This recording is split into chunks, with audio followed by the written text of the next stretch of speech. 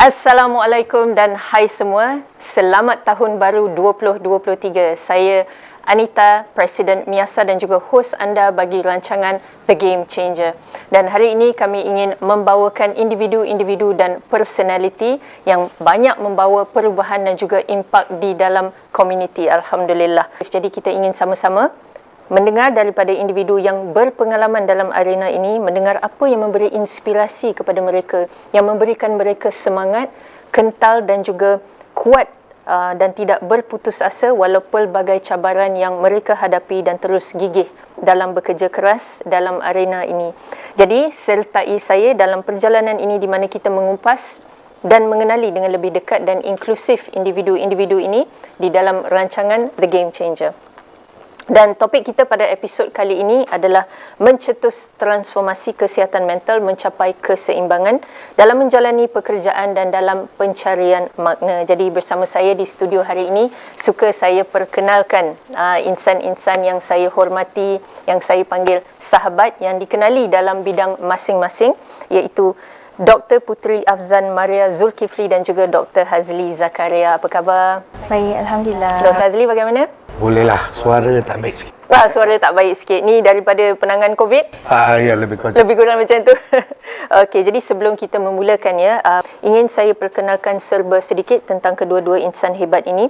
Dr. Puteri Afzan merupakan pensyarah, jurulatih dan juga pengamal pendidikan awal kanak-kanak, dan beliau telah memperolehi banyak pengalaman daripada sistem pembelajaran di United Kingdom dan merupakan advokator pendidikan awal kanak-kanak yang mengadvokasikan bermain, di mana kita melihat bahawa anak-anak kecil Dr. Puteri berpotensi juga berhadapan dengan masalah kesihatan mental jika perkembangan mereka tidak berlaku dengan seimbang pada 6 tahun yang pertama.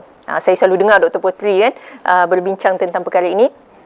Dan ini juga turut dilaporkan menerusi kajian kesihatan dan morbiditi kebangsaan, di mana kita melihat sebanyak 424,000 kanak-kanak dilaporkan mempunyai isu kesihatan mental. Jadi Dr. Puteri, advokasi beliau bermula melalui wujudnya Kinderkaizen Yes. Dan Dr. Puteri Afzan Maria juga merupakan timbalan Presiden 1 MIASA sejak tahun 2021 sehingga kini. Jadi kami sangat bertuah sebenarnya dengan kehadiran Dr. Puteri, Alhamdulillah, yang sentiasa menyokong, membantu usaha MIASA dan berdiri teguh bersama kami. Terima kasih Dr. Puteri. Sama-sama. Okey, dan juga sudah tentu suka sangat saya nak perkenalkan juga Dr. Hazli Zakaria yang merupakan pengasas dan pengurusi Alaminda Healthcare Berhad dan juga merupakan pengarah klinikal klinik pakar Alaminda Shah Alam. Jadi tahniah Dr. Hazli. Dan sebelum ini beliau menjawat jawatan pencerakanan dan perunding psikiatri di unit community dan psikososial di Pusat Perubatan Universiti Kebangsaan Malaysia Ceras. Dr. Hazli telah terlibat secara aktif dengan Persatuan Psikiatri Malaysia MPA sejak tahun 2009 lagi dan merupakan presiden dari tahun 2018 sehingga September 2022. Jadi dah pencen Dr. Hazli? Dah pencen. Dah pencen. Okey, jadi projek semasa Dr. Hazli adalah memperkasakan individu yang berjuang dengan penyakit mental dan ahli keluarga mereka dan meningkatkan kualiti perkhidmatan bagi golongan ini di komuniti. Dan juga Dr. Hazli sebenarnya adalah individu yang bersama-sama dengan saya, bersama-sama dengan kami di MIASA dari awal penubuhan MIASA, dan semua yang terjadi tidak mungkin tanpa sokongan beliau. Terima kasih Dr. Hazli. Sama-sama. Jadi sebagai pembuka bual bicara kita dalam The Game Changer, saya ingin tujukan soalan pertama kita santai je hari ini untuk Dr. Puteri. Saya masih ingat bertemu dengan Dr. Puteri 7-8 tahun yang lalu. Masa tu Dr. Puteri baru pulang sebenarnya daripada UK. Mungkin Dr. Puteri boleh berkongsi serba sedikit tentang apa yang pendengar-pendengar kita tidak ketahui pasal Dr. Puteri ini, dan bagaimana timbulnya minat Dr. Puteri untuk menceburi bidang pendidikan awal kanak-kanak ini. Apa yang Dr. Puteri harapkan pada awal ni apabila menggalas peranan ini yang mungkin tidak begitu familiar di Malaysia pada waktu tersebut 7-8 tahun yang lalu. Bismillahirrahmanirrahim. Terima kasih Puan Anita, terima kasih kepada tim Dr. Hazli. Okey. Saya bermula dengan mungkin belajar degree dulu Sebab tu saya di UTP. Pada umur saya 18 tahun saya dapat adik kecil. So gap kami 18 tahun. Ui, lama tu. Ya, jadi dapat adik kecil ni, nak menjaga dia, nak melayan dia, nak bersembang dengan dia. Jadi ia membuka satu perspektif yang wow. Orang kata melayan adik-adik kecil ni, anak-anak kecil ni lain kalau kita banyak berkomunikasi dengan mereka. Okey, kemudian saya belajar IT. Tetapi saya tidaklah tapi saya taklah orang kata minat 100% IT tersebut, tetapi saya melayari proses belajar ijazah tu dalam keadaan yang saya tak minat, tapi apa yang boleh saya buat. Jadi saya mempelopori multimedia lah dan kanak-kanak. Daripada situ kemudian saya berkahwin 3 minggu terus fly ke UK. Abah kata belajarlah hidup susah di negara orang supaya esok kita akan orang kata menikmati kehidupan itu dengan orang kata kita appreciate dengan lebih baik, kan, menghargai dengan lebih baik. Jadi di sanalah bermulanya saya mencabar diri saya. Bidang yang diperlukan di Malaysia pada ketika itu bidang pendidikan awal kanak-kanak. Yang kita ada pada ketika itu adalah prasekolah. Prasekolah tidak sama dengan pendidikan awal kanak-kanak pada ketika itu. Masih menekankan akademik untuk disediakan masuk ke darjah 1. Tetapi tidak ditekankan tentang mental, kognitif, emosi. Jadi ketika berada di sana, orang kata duduk di negara orang ni, kita nak duduk dalam sistem dia.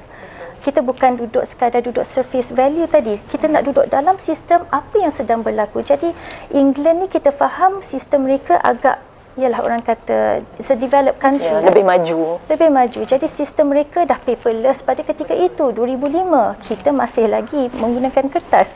So hari ini, okey. Jadi mereka di sana dah sistem debit card semua dah ada. Jadi sistem melihat pendidikan awal kanak-kanak di sana, anak-anak bila pergi ke sekolah patah tangan. Anak saya patah tangan ni tapi nak pergi sekolah, demam, nak pergi sekolah, tak pernah kata tak nak pergi sekolah. Dan bila kita tengok sekolah di sana pula, tidaklah ada sebarang jenis tekanan ke homework ke, tidak ada. Mereka bermain, tak bawa bag tu untuk makanan sahaja, pergi happy buat kawan. Jadi kita melihat mereka secara emosinya elok. Pulangnya saya ke Malaysia setelah 7 tahun di sana, ialah kita masukkan anak kita ke tadika, kan. Jadi cikgu-cikgu mengejar homework, bercakap depan anak dah menyorok belakang kaki. Macam your son is not doing homework, contoh, kan.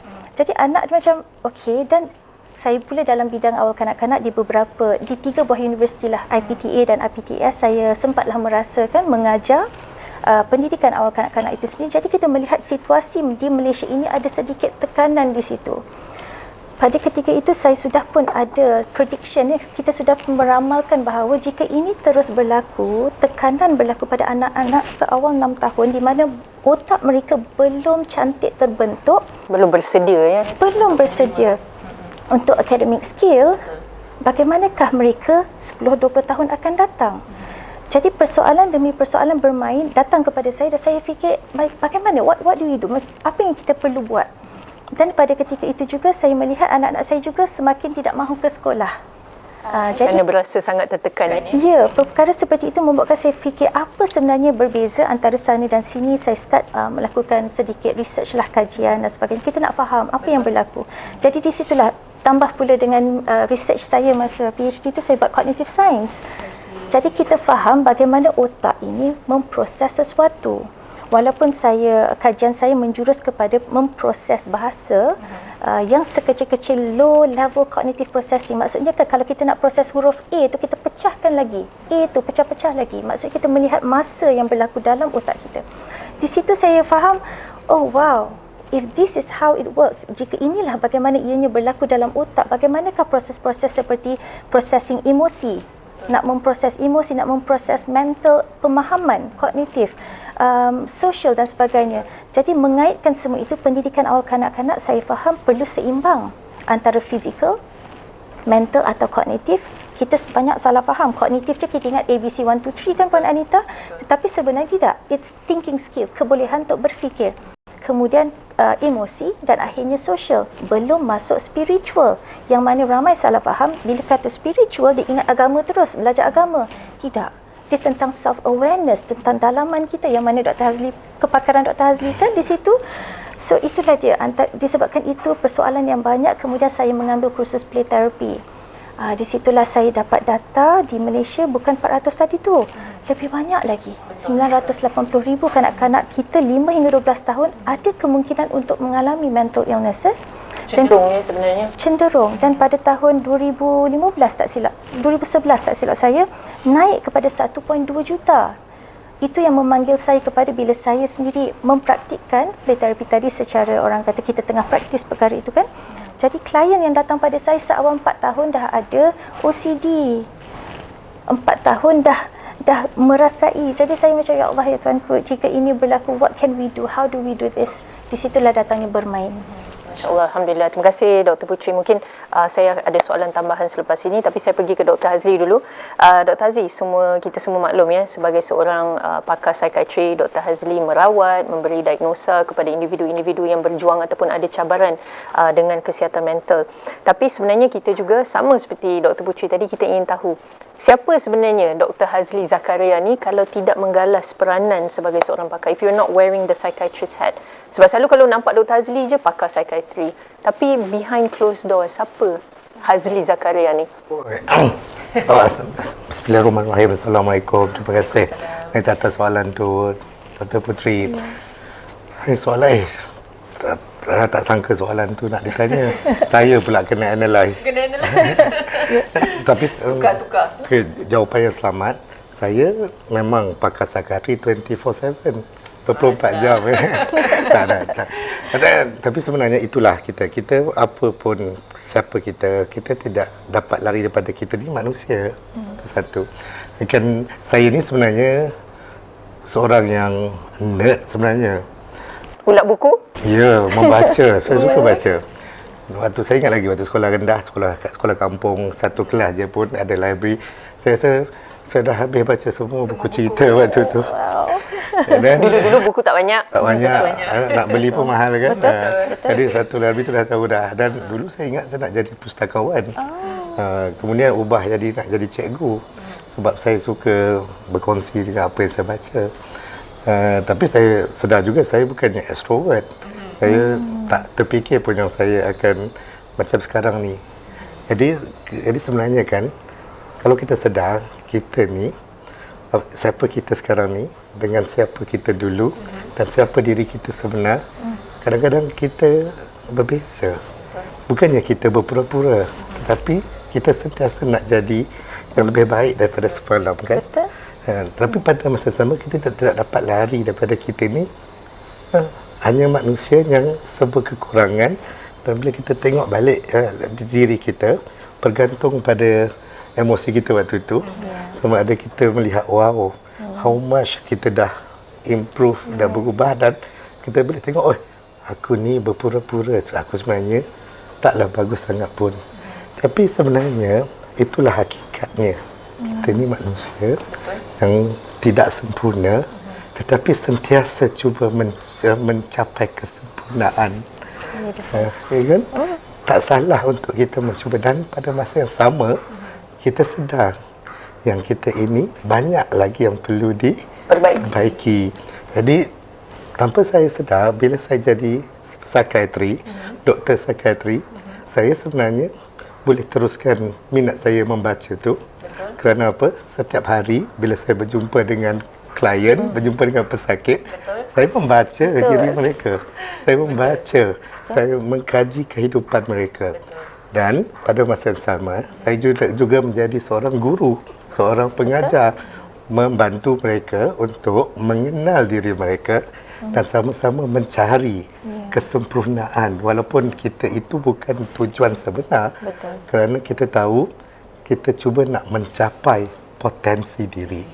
Jadi sebenarnya kepada mereka di luar sana, bila datang berjumpa dengan mental health professional, sama ada psikiatri ke, kaunselor ke, clinical psychologist, sebenarnya mereka itu adalah alat.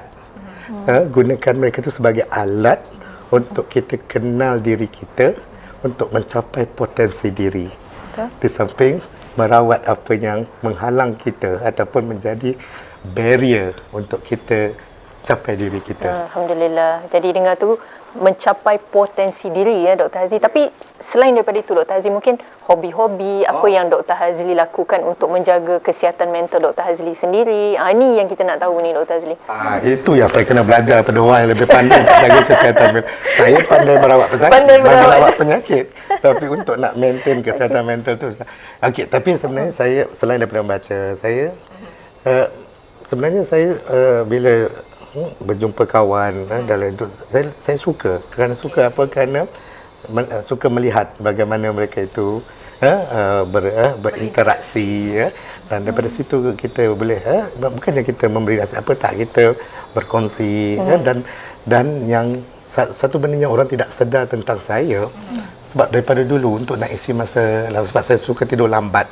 Kalau saya ingat lagi dulu ada radio dan saya sentiasa dengar lagu, dan saya sebenarnya tak pandai menulis lirik, tapi pandai untuk buat kajian sama ada lirik tu bagus ataupun tidak. Okey. Semua dia nak analyse. Sebab bagi saya kagum dengan kebolehan, keindahan bahasa. Contohnya penulis lirik macam Hafsah Hassan. Kita tak ada lagi orang yang begitu puitis, yang begitu cantik, yang begitu pandai menzahirkan sesuatu perasaan itu dalam bentuk perkataan. Saya masih lagi ingat salah satu lagu dia kan, yang Aisyah nyanyi tu, dendam apa yang tak ingat dah. Nanti saya ingat balik ingat tu. Memang kemaafan adalah dendam yang terindah. Oh, masya-Allah. Okey. Saya tak ingat dah Dr. Hazli. Tengok kemaafan, dendam yang terindah. Bagi saya wow, waktu tu umur berapa pun dah saya tahu. Dan saya masih lagi mencari mereka yang pandai penulis dia begitu pada masa sekarang yang kita makin tidak ada swap tepi je kita ada sekarang ni. Okey Dr. Hazli, terima kasih banyak-banyak. Mungkin saya kembali kepada Dr. Puchi tadi. Dr. Puchi banyak mengupas tentang pendidikan awal. Dr. Puchi, mungkin apa cabaran-cabaran Dr. Puchi sendiri apabila membawa play ni ke Malaysia, dan bagaimana kita nak mengimbangi Dr. Puchi, kerana saya sendiri waktu anak-anak kecil, bila anak dah umur 3-4 tahun dah mula mengajar orang kata membaca buku. Dr. Puchi kata tadi A pun nak proses tu pun sesuatu yang kompleks. Jadi bayangkan macam Dr. Puchi sebutkan tadi, emosi kan dan sebagainya. Jadi mungkin Dr. Puchi boleh kongsikan sedikit. Okey, sedikit lah cabaran antaranya lah apabila kita berhadapan dengan mentaliti masyarakat yang pelbagai. Gapnya berbeza-beza. Mungkin dengan yang di sini gapnya begini, di sana gapnya lebih lagi. Cabaran lagi bila kita buat talk, macam mana nak generalkan apa yang kita nak sampaikan, macam mana kita nak mempraktikkan perkara itu. Sebab dalam proses kita menyampaikan tu, saya berhenti daripada memberikan terlalu banyak ceramah tu, tetapi saya tukarkan kepada lebih praktikal supaya kita merasai. Jadi dalam proses itu saya nampak kita tak rasa tu emosi itulah. Ya, penonton bila tak rasa emosi tadi, jadi kita berikan mereka sedikit rasa itu supaya mereka, orang kata, dapat connect the dots tu dengan apa yang pernah mereka lalui sebelum ini. Contohnya, jadi itu antaranya cabarannya adalah berhadapan dengan mentaliti masyarakat yang mungkin pelbagai gapnya tadi, jurangnya. Kemudian antaranya adalah apabila kita bawakan sesuatu yang berbeza daripada apa yang kita dah biasa. Betul. Comfort zone kan, siapa yang nak berubah tu? Semua orang dah selesa. Dia tak nak tukar, dia tak nak ubah. Tapi itu mungkin sistem pendidikan kita sendiri di Malaysia, Dr. Putri kan. Yang semua benda is exam based, exam oriented, kena baca buku, ini chapter ni nak cover untuk exam dan sebagainya. Jadi kita sebagai kanak-kanak pun dah biasa. Jadi sebagai kanak-kanak nak merubah juga. Nak kena berubah juga, macam mana tu? Berbalik kepada ibu bapa lah. Sebenarnya jika kita tanya soalan kan, daripada mana datang punca-punca ni, dia jadi vicious cycle tu. Betul. Dia tak keluar. Betul. Jadi kita nak cycle breaker. Betul. Tu kat mana tu? Betul. Dan apabila kita cuba putuskan, akan ada rintangan-rintangan tu lah, yang mana cabaran tadilah. So saya nampak tidak ada tempat lain yang kita pergi yang boleh kita tackle perkara ini kecuali kembali kepada Bronfenbrenner kan. Kembali kepada yang tengah-tengah itu adalah anak itu sendiri dan sekelilingnya adalah ibu bapa dahulu. Jadi kembali di rumah. So kita PKP, duduk di rumah, Allah dah berikan kita ruang untuk kita duduk tu, tengok balik yang dekat-dekat kita ni macam mana. Anak kita okey tak, pasangan kita okey tak, rumah kita okey atau tidak. So kembali kepada itu, melihat kembali kepada yang asas sebagai seorang manusia, kita ni fizikalnya okey atau tidak, secara mental dan emosinya bagaimana. Kalau kita faham pula dari satu sudut, ada yang mengatakan otak ni ada 3 tempat. Otak di kepala dalam ni, otak di hati ni, okey, dan otak dalam perut, gut brain. So kita ni merasai dahulu, which is the physical. Betul. Itu yang anak-anak tak nak pergi sekolah sakit perut dulu. Kemudian datang ke hati ni. Kemudian input akan pergi ke kepala, otak. Otak akan membuat keputusan apa nak buat seterusnya. So, memahami itu, saya faham bahawa masyarakat kita jauh lagi lah daripada nak faham, nak proses semua ini. Maka saya rasa ada relation juga, ya, ada hubungannya dengan bagaimana mereka mengambil memproses tentang kesihatan mental hari ini, kerana tidak faham apa yang paling asas sebagai seorang manusia itu. Jadi apa yang cuba saya bawakan dalam advokasi saya adalah memahami manusia itu apa, sebab kita perlu memanusiakan dahulu. Betul. Sebelum kita nak mengagamakan atau mengakademikkan mereka. So memanusiakan itu ada sesuatu yang hilang, yang missing, yang tidak ada. Dan bila disuarakan di peringkat saya salah seorang ahli JKDBN kan, disuarakan dan bukan mudah mereka menerima perkara ini, which is tak apa, it's okay, kita cuba terus untuk memberitahu perkara ini penting. Satu proses kan, Dr. Puteri, sebenarnya apa sahaja perubahan yang kita nak bawakan pasti ada rintangan dan pasti memerlukan waktu, tapi yang penting Dr. Puteri dan mungkin rakan-rakan seperjuangan Dr. Puteri konsisten dalam mengadvokasikan perkara ini. Tapi Dr. Puteri kan mungkin soalan tambahan, ada ibu bapa ataupun para pelajar sendiri, mungkin kanak-kanak ada akan berasa ketinggalan sebenarnya kalau yalah kita pergi berjumpa dengan ahli keluarga yang lain, rakan-rakan yang ni, oh ni dapat berapa A exam, anak kita bermain. Jadi mungkin ini juga sebenarnya apa yang berlaku, ya, kenapa rintangan-rintangan ini hadir. Jadi sistem pendidikan secara menyeluruh juga perlu ada perubahan untuk memudahkan perkara-perkara ataupun usaha Dr. Puteri ini. Ya, kita faham dari sudut pendidikan tadi, jika hanya menggunakan hanya satu cara, pukul rata semua, kita faham multiple intelligence itu ada pelbagai. Okey, ada 9 yang dikaji oleh Howard Gardner, tetapi dikatakan dalam Al-Quran ada lebih lagi daripada itu. Jadi itulah dia, pendidikan keibubapaan itu sangat penting di negara kita. Ramai yang masih lagi membawa keibubapaan, teknik keibubapaan yang turun-temurun. Betul. Yang mana tidak sesuai dengan zaman hari ini, zaman gadgetnya, zaman yang tadi swipe-swipe tu. Betul. Kita dah tak ada masa dah nak baca satu-satu, kita nak cepat je. Betul. Jadi macam mana kita nak didik anak kita dalam keadaan dunia mereka semua perkara adalah sangat laju dan cepat. Okey, jadi halangan-halangan seperti itu kita faham. Bila kata bermain, adakah mereka ini ketinggalan? Tidak. Inilah the scientific part yang mana ramai kita tak jelas lagi. Betul. Okey, bila kita kata bermain, kita nak support physical development mereka seimbang dengan dia punya perkembangan kognitif. Boleh berfikir, boleh bertanya soalan yang hebat, kebat, yang kita sibuk mengkebatkan dalam buku. Kebat sepatutnya perbualan antara ibu, ayah, mak ayah dan anak ataupun guru. Okey, kemudian datangnya emosi, memproses emosi perlu datang seawal 6 tahun pertama. Okey, dan semua ini termasuk sosial, dan semua ini kalau dari sudut kognitifnya, otak kita 90% tadi terbentuk pada 6 tahun pertama. There's no way that you boleh reverse balik, tak boleh. Selepas itu, katalah yang kita sempat bina 40% sahaja, bayangkan esoknya yang 50% hilang tu, macam mana kita nak tampal balik? Itu yang perlu pergi therapist to assist. Ini based on reading lah mungkin Dr. Azli juga berjumpa dengan kajian seperti Dr. Puteri, itu kepada mereka kanak-kanak yang tidak diuji dengan masalah, yang tidak diuji dengan mereka yang tidak tergolong dalam neurodiversity. Ini yang mungkin kita kata normal. Bayangkanlah yang mereka yang tidak, kita kata tidak bernasib baik macam kanak-kanak lain.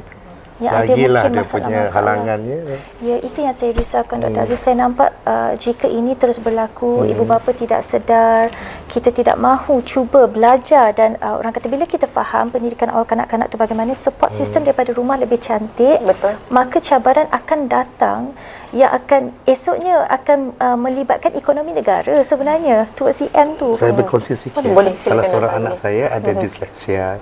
Tapi daripada peringkat awal kan, waktu kindergarten, cikgu dah detect.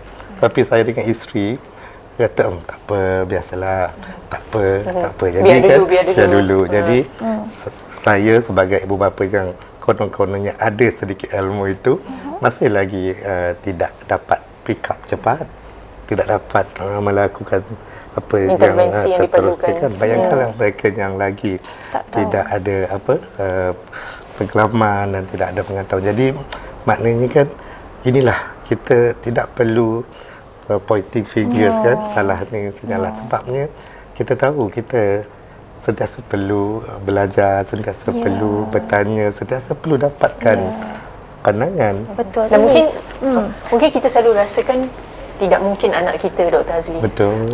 Bagaimana mungkin Dr. Hazli boleh berkongsi apa yang Dr. Hazli rasakan dikala guru itu memberitahu Dr. Hazli mungkin anak mempunyai disleksi. Dan anak saya pun smart juga. Punya anak tu dia tak bawa balik dia punya result tu, dia tinggal kat sekolah. Lepas tu kita hanya dengar report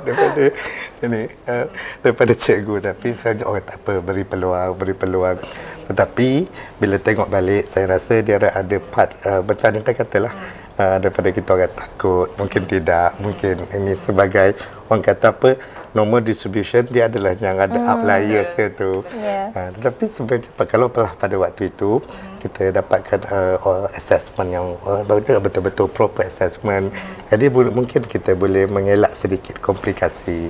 Itu yang saya belajar. Tapi rasa baiklah bapa jadi ni ada sedikit ilmu, jadi kuranglah menyalahkan diri sendiri. Faham. Betul-betul. Sebab walau macam mana pun ialah diperlukan pelbagai faktor kan.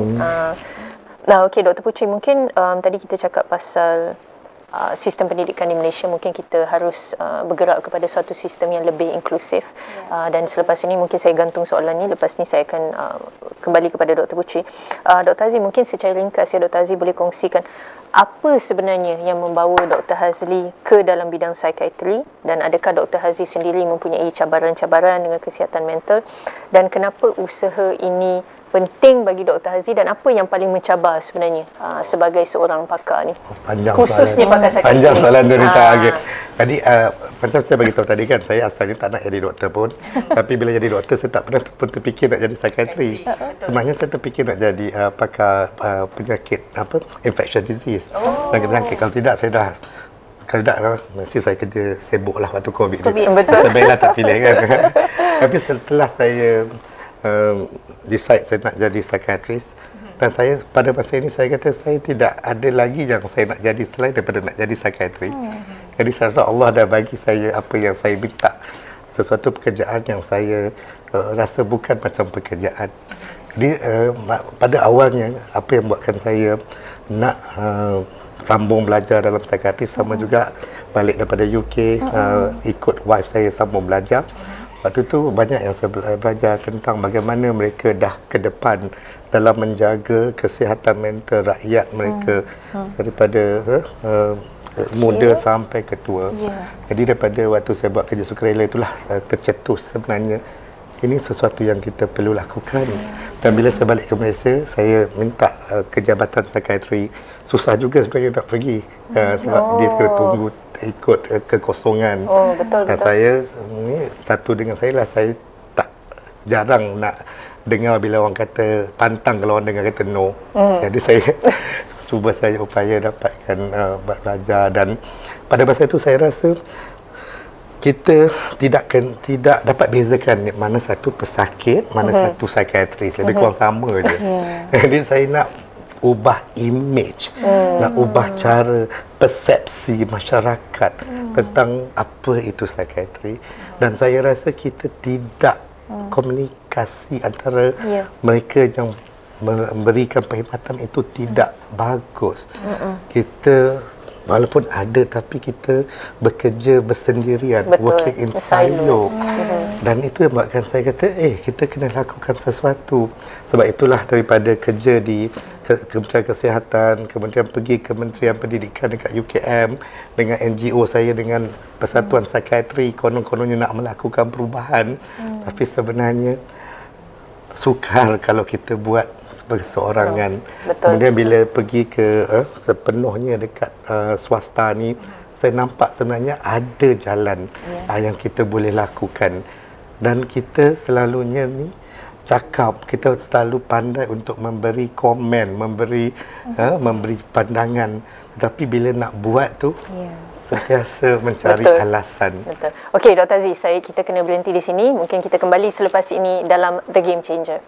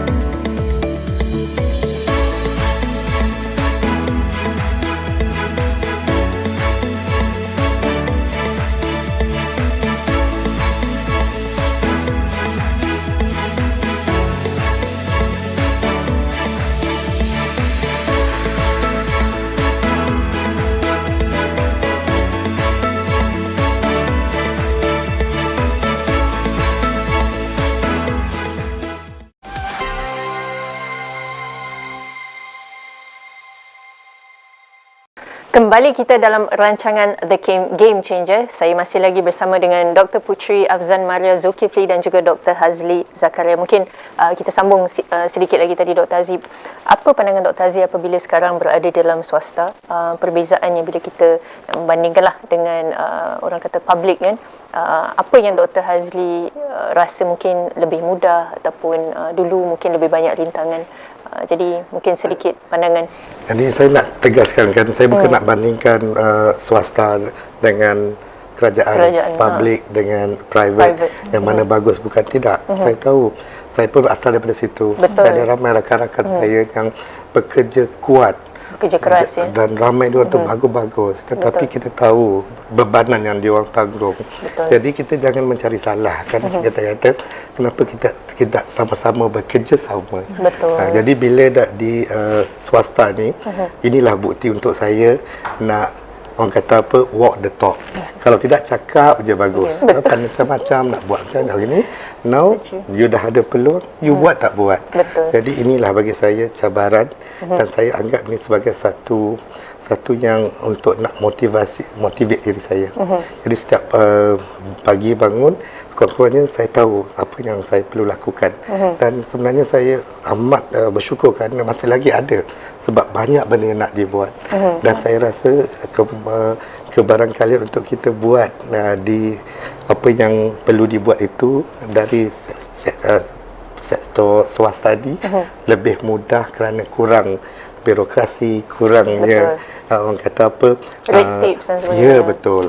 Dan kalau kita dapat jelaskan, kalau dapat present, dapat buat a good proposal kepada mereka yang boleh membantu, ramai yang mahu mendengar. Betul. Ramai yang mahu membantu. Dan tidak salah untuk kita win-win situation itu. Betul. Itu yang kita kena faham. Bukan ambil kesempatan, bukan, tetapi bagaimana macam meraih reward tu sama-sama.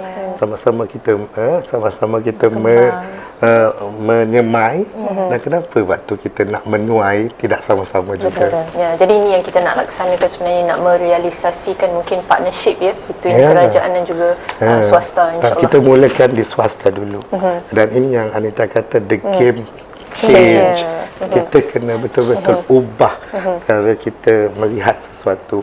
Ubah mindset itu. Changes is hard, it's stressful. Tapi itulah yang diperlukan.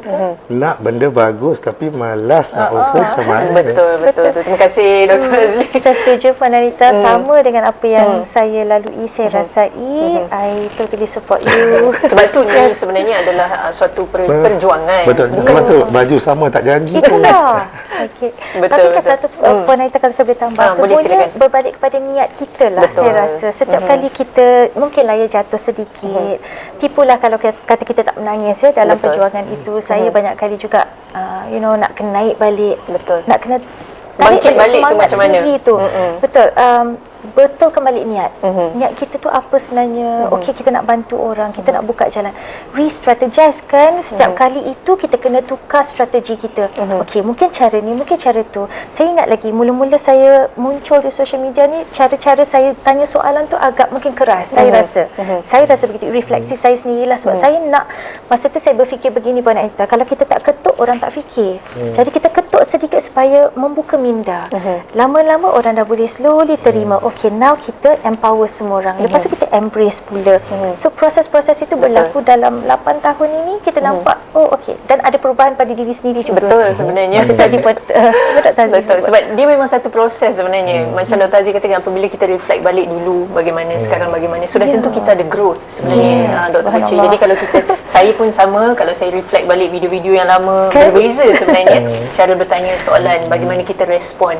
Mungkin pada awal saya kurang mahir, mungkin kurang pengalaman dalam arena kesihatan mental ni. Jadi kita mungkin bahasa kita macam Dr. Putri kata, kita lebih kasar. Tapi bukan secara sengaja orang kata, tapi kita cuba nak membawa perbincangan ini dengan lebih terbuka, menormalisasikan ini. Bukan perkara yang mudah, ini satu perjuangan. Dan macam Dr. Putri sebutkan tadi, ada kala menangis, ada kala kita rasa apa perlunya aku lakukan perkara ni kan. Mungkin kadang-kadang rasa nak give up, tetapi dengan adanya rakan-rakan seperjuangan seperti Dr. Aziz, Dr. Putri, dalam arena ni kita kuat. Betul. Kita saling menguatkan sebenarnya, dan kita pun perlukan sistem sokongan ya Dr. Azli. Orang yang menyokong individu yang berjuang ni, kita juga perlukan sistem sokongan, because who helps the helpers sebenarnya. Jadi kita sendiri perlu ada kumpulan-kumpulan sokongan yang kita orang kata meluangkan waktu. Jadi kita saling menyokong di antara satu sama lain, insya-Allah. Jadi Dr. Putri, mungkin ya kita melihat apabila tercetusnya pandemik COVID-19 ini, ramai sebenarnya yang sekarang ini berada di dalam suatu situasi yang mungkin tidak familiar ya, berjuang dengan isu-isu kesihatan mental. Kanak-kanak juga kita melihat peningkatan ya, cabaran-cabaran yang mereka hadapi pada waktu itu ialah terputus daripada sistem sokongan rakan-rakan sendiri, kemudian perlu belajar ya, pembelajaran secara atas talian, tak ada sokongan, nak berinteraksi dengan guru pun sukar, dengan rakan-rakan pun sukar. Jadi ini semua orang kata memudaratkanlah isu-isu yang mereka hadapi. Jadi mungkin komen daripada Dr. Putri sendiri, daripada kerja advokasi Dr. Putri, bagaimana Dr. Putri melihat situasi sekarang ini? Adakah kita dah bergerak dengan lebih agresif, ataupun kita perlu bergerak dengan lebih pantas? Macam mana tu? Okey, suka juga soalan itu. Saya nampak kita, Miasa is doing well, aggressively. Kami juga dalam sudut dari orang kata sektor pendidikan lah ya, kita menyokong, membantu, support lah apa yang perlu kita sokong, apa yang perlu kita kata support sistem untuk ibu bapa lah sebenarnya. Sebab kita nampak selepas PKP ini, di kalangan yang saya boleh kawal lah, yang sekeliling itu saya wujudkan sekolah ayah bunda untuk membantu jika ada yang nak bertanya soalan. Support system as in validating what they're doing, acknowledging apa yang mereka dah buat. Kita nak menyatakan mereka, you're doing okay, apa yang anda buat tu okay, sesuai, go slow, perlahan untuk membantu anak-anak tadi. Sebab kita pun tak nak terlalu tertekan dengan keperluan kerja, perubahan waktu bekerja, nak kena pergi office ke, duduk di rumah ke, working from home, nak mengimbangi perkara itu. Saya nampak kita this is orang kata peluang untuk semua pihak sebenarnya sama-sama kembalikan sistem sokongan kita sebagai seorang manusia itu. Maksudnya kalau kita kata Bron van Braner tadi, jika anak itu di tengah, sistem yang mengelilingi setiap anak tadi wujud dengan baik, dengan lebih baik lagi. This is the time. Kita jangan buang masa itu rugi nanti. Sebab masa ni sangat laju, dengan lajunya social media dan sebagainya. Bagaimanakah kita hari ini, kehidupan kita juga laju. Orang kata perubahan tu sangat agresif. Masya Allah. It's world changing kan. Orang kata globally it's changing. Jadi kembali kepada itu, kita kuatkan sistem-sistem sokongan ini. Seperti tadi Puan Aita kata, kita pun memerlukan sokongan. Saya pun ada terapis saya sendiri yang saya pergi jika saya perlukan, sebab kita pun ada limitasi tertentu. So samalah dengan keseluruhan sistem di Malaysia itu sendiri, saya melihat kita perlu fokus kepada memperkuatkan itu. Sebab kita esok, the growth ni, dia akan memberi impak kepada negara secara ekonomi. Jika kata tadi anak-anak tadi ramai mengalami masalah, mereka akan meningkat dewasa, adakah mereka boleh menyumbang kepada sektor ekonomi nanti? Jika separuh daripada anak-anak ini tidak boleh berfungsi dengan baik, tinggal separuh saja lagi untuk bekerja untuk negara. So bagaimana tu? Nak support sistem pula, daripada mana kita nak dapat income untuk bantu support those yang memerlukan? Jadi hari ini jika kita boleh bekerjasama, termasuk ibu bapa itu sendiri, untuk memperkasakan mereka, kita berikan sokongan itu daripada rumah dahulu. Saya nampak kita memerlukan pendidikan keibubapaan itu dengan sangat agresifnya hari ini. Betul. Mungkin komen Dr. Hazli bagaimana? Apa yang kita perlu ambil kesempatan pandemik ni kan, Anita, adalah untuk kita pause kan, untuk kita seketika kita buat reflection, refleksi diri. Dan waktu itulah mungkin pembetulkan niat juga waktu itu. Dan kita lihat inilah yang kita perlu lakukan. Dan kita tengok tadi kan, mereka, kalau kita tidak lakukan pencegahan daripada peringkat awal, kita prevent, dan kalau mereka yang sudah terkesan, yang sudah ada masalah, apa yang kita perlu lakukan untuk nak minimize the damage. Tadi Dr. Puteri katanya bagaimana mereka ini boleh membantu untuk ekonomi negara. Dapatkah mereka menyumbang? Pada saya pula, selain daripada mereka menyumbang kepada ekonomi negara, adakah mereka itu rasa seronok waktu mereka menyumbang itu? Jangan mereka tertekan, kan? Walaupun ekonomi kita meningkat, tetapi mereka sendiri terpaksa, orang kata, bersusah payah, macam menghadapi kesengsaraan untuk menyumbang, dan itu pun kita hilang, dia punya kesempatan untuk kita pastikan kita prestasi ekonomi kita tingkatkan, dan pada masa yang sama kita menjaga kebajikan pekerja-pekerja kita, kebajikan employee, kebajikan sama ada, tak kisahlah di sektor awam ataupun di sektor swasta. Jadi kalau kita sedar, patah balik kepada intention, apa yang kita perlu ialah kita hendak mencari good deeds tu, Anita. Good deeds. So, apa yang kita lakukan ini, impaknya apa? Bukan sekadar untuk kita dapat nama, dapat kredit. Tak salah, ambillah. Dapatlah, itu pun sebagai daripada reward. Tapi bukan itu semata-mata. Impak yang lebih besar kepada masyarakat. Kalau semua kita mempunyai satu tujuan dan bekerjasama ke arah itu, gunakan cabaran pandemik yang memaksa kita sedar semula apakah yang amat diperlukan, bukannya yang amat diperlukan untuk kita, yang kita kena cari balik nilai-nilai itu. Betul.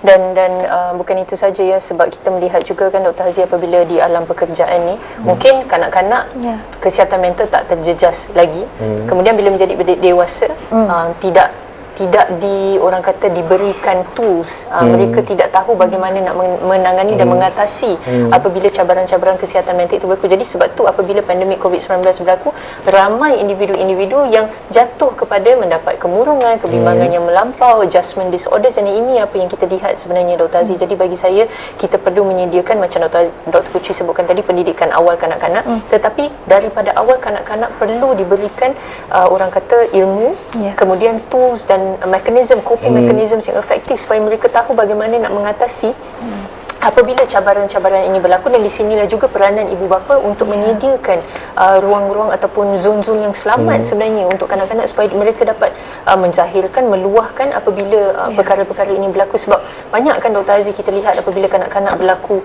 contohnya buli di sekolah, tak berkongsi pun dengan ibu bapa. Guru-guru di sekolah juga ada yang tidak tahu bagaimana nak membantu kanak-kanak yang perkara-perkara ini berlaku, yang dibuli dan kemudian yang membuli juga. Jadi bagi saya, persediaan ini, Dr. Puteri, amat penting supaya kita dapat orang kata mengatasi perkara-perkara ini daripada memudaratkan dan orang kata berlarutan. Anita, salah satu benda yang kita semua kena ambil tahu ataupun kena beri perhatian adalah kita ini terlalu takut untuk membuat salah, terlalu takut untuk dipersalahkan. Dan contohnya bila mereka ibu bapa membawa anak berjumpa saya ataupun mereka sendiri datang berjumpa, mereka selalunya kita sendiri pun akan memang mahu tahu kenapa ini jadi. Betul. Jadi bila kita cakap kenapa ini jadi, kenapa nak cari punca, kita sebenarnya tanpa kita sedar kita mencari kesalahan ataupun mencari orang untuk kita salahkan. Betul. Sepatutnya kita faham mesti ada sebab kenapa ini berlaku.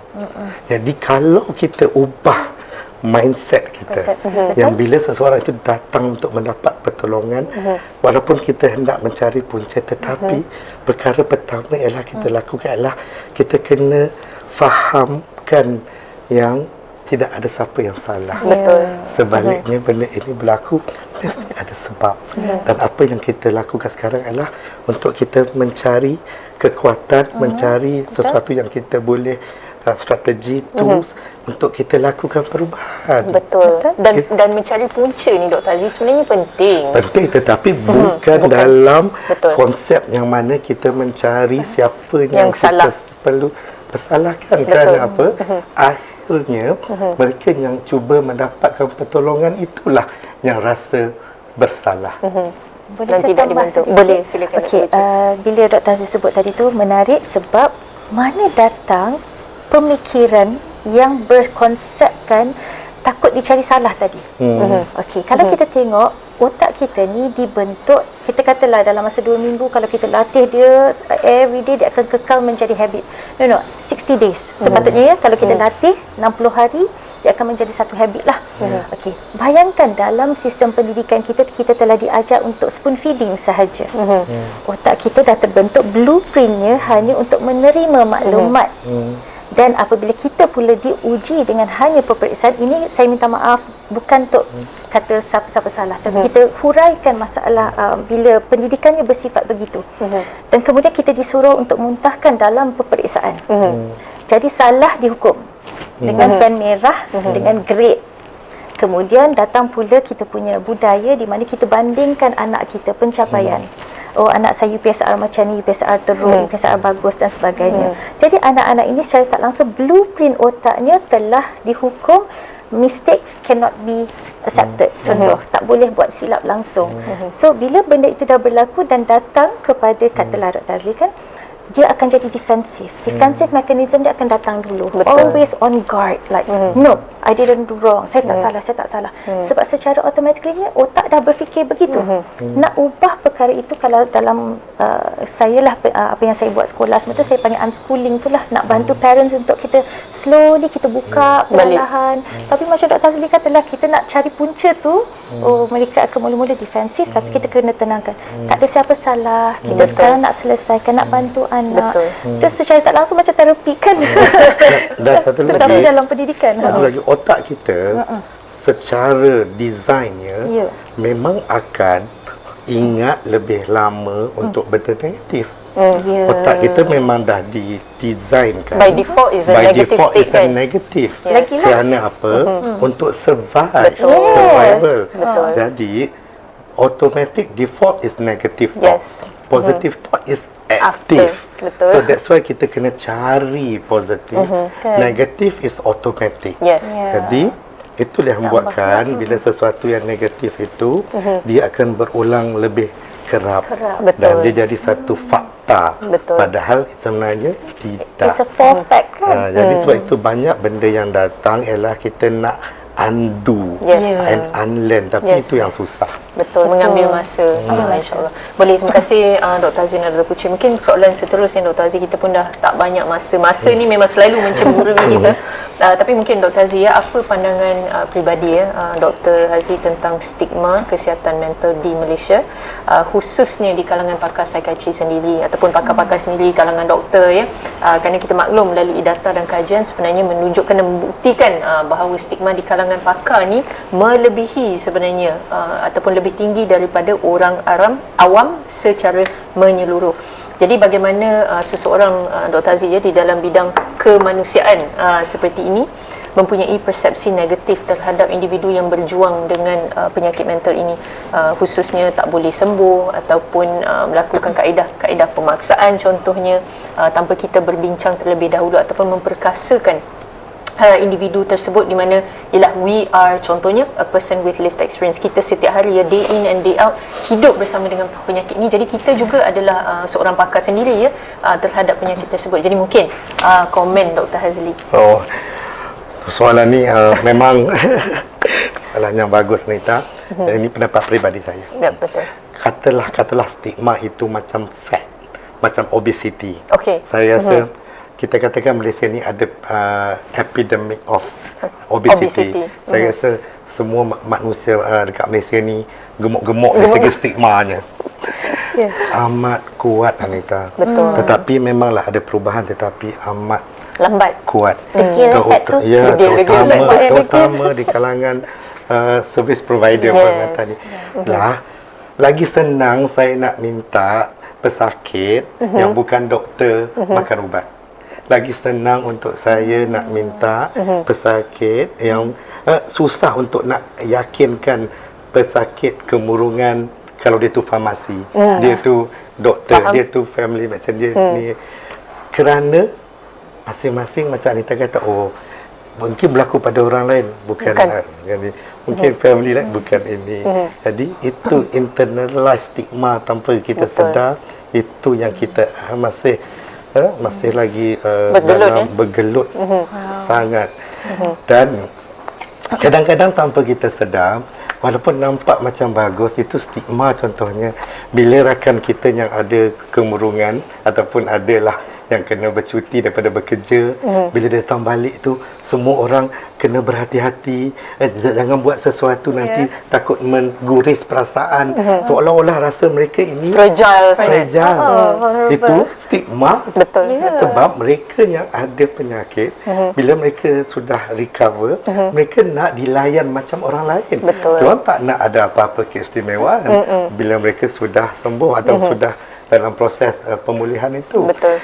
Dan ada contoh stigma lain, bila dia datang jumpa doktor, jumpa kaunselor, jumpa psikologis, ya, dan semua ingat lepas 2 minggu akan baik macam tu. COVID pun lambat, ini tak habis-habis lagi ni. Ya, betul. Habis tu, tapi dia ingat dah jumpa doktor, jumpa psikiatri, terus datang jumpa Dr. Hazli pun tak boleh, cepat sangat. Sebab salah satu faktor diambil kira, bagaimana faktor-faktor lain yang kita tidak perbetulkan dan kita macam mana nak ini. Itu pun salah satu bentuk stigma. Jadi perkara yang pertama kita kena lakukan ialah kita kena menerima hakikat bahawa stigma itu masih kuat.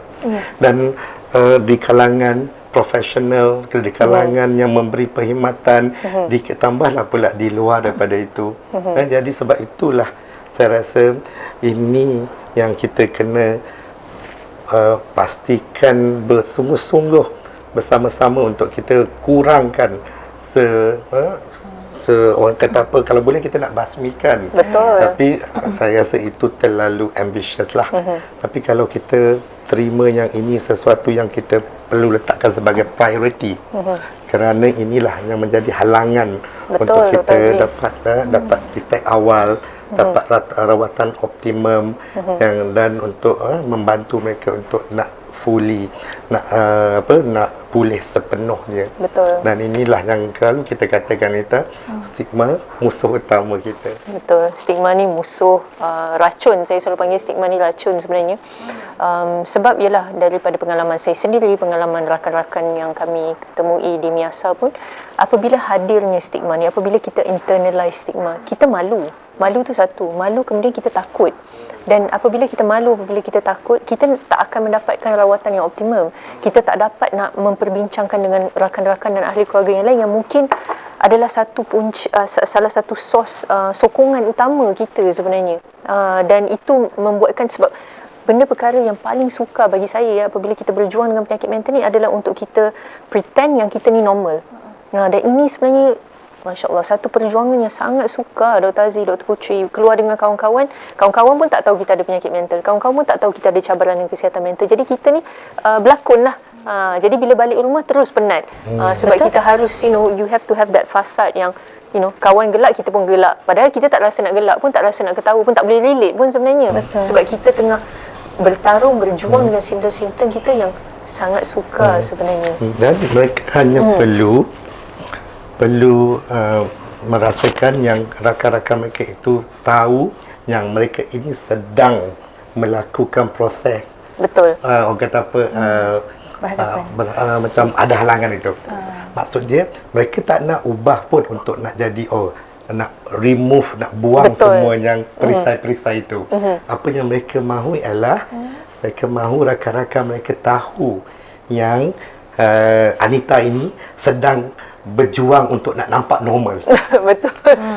Sebab Anita sendiri tidak dapat untuk nak buang perisai itu. Kerana perisai itulah cara dia cope, cara dia jalani. Dan mereka hanya nak tahu, nak orang faham. Dan mereka kadang-kadang nak dengar yang orang kata dia orang cuba tak nak faham, tapi tak faham, tapi that's okay as long that is what apa yang awak lalui. We are here. Betul. Itu yang kadang-kadang kita kata agree to disagree. Ini kan mengakulah tak faham, dan memang tak faham, tapi cuba nak faham, dan that's okay. Betul sebenarnya. Macam bila kita bukannya nak, kita tahu bahawa orang lain sukar untuk faham dan mungkin tidak melihat cabaran kita. Tetapi apabila saya tahu bahawa Dr. Puteri dan Dr. Hazi tahu yang saya sedang bertarung, kalau tiba-tiba saya kena serangan panik, saya tak malu, saya tak takut. Kalau saya terpaksa tiba-tiba, Dr. Puteri saya minta izin, saya kena balik dulu, saya pun rasa lega. Jadi ini yang kami mahukan. Tapi kalau saya tak dapat nak luahkan benda ni, Dr. Hazi, Dr. Puteri, itulah yang membuatkan saya rasa sukar dan tertekan, lebih tertekan sebenarnya. Saya nampak yang kita perlu menormalisasikan adalah perkara ini. Untuk openly, transparently say it, and it's okay to accept and to process. Yang mana saya nampak kembali pada tadi kita bincang kejap, Dr. Hazi sebut self awareness. Betul. Saya dah banyak kali sebut dengan ibu bapa, dengan anak-anak, kita nak mereka ada that awareness tu daripada awal, daripada kecil. Kalau kata mami I'm tired, mami I am angry, mami saya tengah marah, mami ibu saya tengah sedih sangat ni, untuk boleh sebutkan itu. Betul. Perkara ni dalam pendidikan awal kanak-kanak perlu berlaku pada umur 2, 3, 4 tahun tadi. Dia sekali dengan autonomi tadi, autonomi versus shame and guilt. Betul. Waktu tu dia kena boleh bercakap bersuara yang, mami saya tak suka, ibu jangan suruh saya pakai seluar tu, saya tak nak. Sebab autonomi kan, saya nak pakai seluar hitam juga, contoh. Berikan peluang itu. Poin-poin bagus. Tapi ini kalau seorang itu yang dia tidak dapat menerima dan ini ada unsur-unsur stigma, dia akan fikir bila kita bercakap tentang memperjuangkan untuk optimiskan kesihatan mental, ada orang berpendapat kita akan melahirkan generasi yang koyak, generasi yang mudah koyak, generasi yang entitled, generasi yang tidak boleh terima pandangan orang yang hanya nak dia saja, dan generasinya nak semua orang cakap lembut-lembut. Itu salah. Itu salah satu yang saya kata boleh menyebabkan stigma ini tak dapat dihilangkan. Kerana itu bukan tujuan kita, dan mereka yang mengalami penyakit kemurungan ke anxiety ke bipolar, mereka itu bukannya orang yang mudah koyak. Betul. Mereka amat kuat. Kuat Jadi, sangat. sebab itu yang kita kena ubah persepsi ini juga. Mindset change, the game change. Betul. So that's why yang kita kena ubah. Betul. Saya setuju. Okey, alright. Jadi mungkin soalan yang terakhir, mungkin harapan Dr. Puteri sendiri dalam sistem pendidikan kanak-kanak, mungkin dalam arena kesihatan mental ini di masa akan datang ataupun sekarang ni, apa yang Dr. Puteri harapkan, insyaAllah? Saya rasa mungkin kedudukan saya hari ini adalah untuk membantu yang daripada akar. Okey, saya yakin, saya pasti kerja-kerja seperti memberi sistem sokongan kepada yang sedang mengalaminya perlu ada. Apa yang Miasa lakukan, apa yang Dr. Hazli jumpa dengan klien, nak support sistem dan sebagainya, perlu, memang sangat perlu untuk support dan meneruskan kehidupan itu. At the same time, mungkin orang kata saya ni terlalu bercita-cita tinggi nak pergi yang akar tu. Belum tentu boleh ubahkan Dr. Hazli, sebabkan ibu bapa tadi tu memerlukan bantuan, sokongan daripada Miasa dan klinik sekretari dan sebagainya. Tetapi saya nak menjaga yang anak-anak ini supaya esoknya mereka okey lah. Kalau orang kata tidaklah orang apa yang kata tadi, kita nak prevent daripada awal tu. Tetapi bukan senang Dr. Hazli, Puan Anita, sebab kita nak support parents. Parents ni banyaklah defense mechanism mereka. Yang kita faham tadilah, the negative comes first. Yes. Jadi but to hold them very slowly, yang mana berada dalam sistem kami, bolehlah kita pegang tangan. It's okay parents, kita slowly, kita sama-sama, kita pegang tangan. Nobody's perfect. Dalam keibubapaan itu sendiri pun tak ada perfect. Betul. Tak ada kesempurnaan. Kita semua ada, kita datang daripada genetik yang berbeza-beza, gabungan yang berbeza-beza. Jadi hari ini support system tadi perlu pemahaman yang kita kena faham setiap orang itu sedang struggle dengan sesuatu. Betul. Itu yang datangnya pada Miasa dan sebagainya itu, and to tell everybody that we are not perfect. Where Miasa is today, di mana kami berdiri hari ini, kami wujud untuk memulakan perjuangan dan meneruskan perjuangan ini. Betul. We have lost. Kita ada, orang kata mungkin kita tak sempurna itulah kan. Tapi dalam proses itu kita memerlukan anda yang bersifat terbuka untuk sama-sama dengan kita melayari proses ini bersama-sama. Dia tak jadi kalau kita sahaja, dan dia tak jadi kalau anda sahaja yang mahu. Dia perlu kedua-dua pihak. Begitulah sifat sekolah itu sendiri. Sekolah tu takkan jalan kalau ibu bapa tak bekerjasama dengan sekolah. Ataupun sekolah saja lebih-lebih, ibu bapa buat tak tahu pun tak jadi juga. Betul. Demi anak tadi. So demi rakyat sejagat ni, satu Malaysia ni, kalau kita semua bekerjasama, insya-Allah kita semua sihat secara mental, kita more, orang kata compassion tu ada, more embracing lah, kita embrace dan kita teruskan memperkasakan perkara ini, insya-Allah. InsyaAllah. Terima kasih banyak-banyak Dr. Puteri. Mungkin akhir kata Dr. Hazli, harapan satu ayat mungkin, insyaAllah. Oh, satu ayat. Okey. saya- Satu kita kena, saya selalu kata CEO tu kan, CEO, bukan CEO, bukan CFO, tapi CEO tu kita kena communicate better. Okey. Kita kena collaborate better. Yes. Kita Alhamdulillah. kena coordinate better. Better. Dan kita kena buat semua itu continuously. Yes. Masya Allah. Sebab Saya tak kita- ingat dah tu, tak tulis. Sebab kita selalunya suka nak mulakan tapi tak suka Nak tak konsisten. dan dia tak ada sustainability. Betul. So, Terima kasih itulah Dr. kita Hazli buat. banyak-banyak. Jadi apa yang saya nampak di situ yang Dr. Hazli, sebenarnya kalau kita melihat dalam arena kesihatan mental itu sendiri, sebenarnya coordination kita tu yang sangat lacking. Jadi kita, betul Dr. Puteri, jadi kita harus insya-Allah usaha yang kolektif, koordinasi yang lebih baik, dan kemudian usaha yang berterusan ataupun continuous effort seperti apa yang dimaklumkan oleh Dr. Hazli tadi. Jadi kita sudah pun sampai ke penghujung rancangan bual bicara kita pada minggu ini dalam The Game Changer. Terima kasih banyak-banyak Dr. Puteri Afzan Maria Zulkifli dan juga Dr. Hazli Zakaria kerana bersama-sama kita. Banyak yang telah kita sama-sama pelajari dan terinspirasi sudah tentunya dari pengalaman dan perjalanan mereka berdua. Jadi masih banyak lagi yang perlu kita laksanakan, tetapi sudah tentu dengan satu usaha yang kolektif kita dapat merealisasikan impian bersama ini, insya-Allah. Dan kepada anda yang mengikuti rancangan kita sehingga akhir penghujungnya, terima kasih kami ucapkan, dan semoga anda juga terinspirasi daripada perkongsian ilmu yang kita dapati daripada Dr. Puteri dan juga Dr. Hazli. Jadi terus mengikuti rancangan The Game Changer setiap hari Ahad 8.30 malam di saluran Facebook dan juga YouTube Miasa Malaysia, mencetus transformasi kesihatan mental. Saya Anita, jumpa lagi minggu depan. Terima kasih. Saya sudahi dengan wabillahi taufiq wal hidayah. Wassalamualaikum warahmatullahi taala wabarakatuh.